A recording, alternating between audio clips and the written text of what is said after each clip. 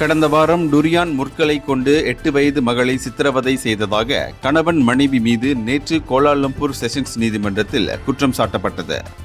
அவ்விருவரும் குற்றச்சாட்டை ஒப்புக்கொண்டனர்.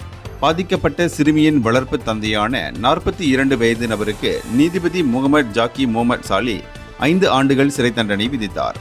பாதிக்கப்பட்ட சிறுமியின் தாயான 32 வயது பெண்ணுக்கு 18,000 ரிங்கிட் அபராதம் விதித்தார்.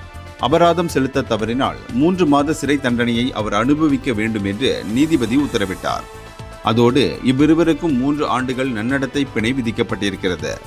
அதோடு இவர்கள் 12 மாதங்கள் சமூக சேவையாற்றவும் உத்தரவிடப்பட்டது. கடந்த ஜூலை 16ஆம் தேதி மாலை 6 மணிக்கு அம்பாங்கில் உள்ள ஒரு வீட்டில் அந்த சிறுமிக்கு டுரியான் முற்களை கொண்டு காயம் விளைவித்ததாக அவர்கள் மீது குற்றம் சாட்டப்பட்டது.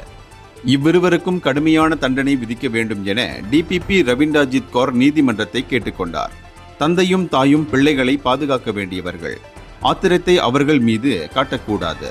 மற்றவர்களுக்கு இது ஒரு பாடமாக அமைய இவ்விருவருக்கும் கடுமையான தண்டனை விதிக்க வேண்டும் என்று அவர் நீதிமன்றத்தில் மனு செய்தார். இந்தியர்களின் இதய குரல் மக்களோசை.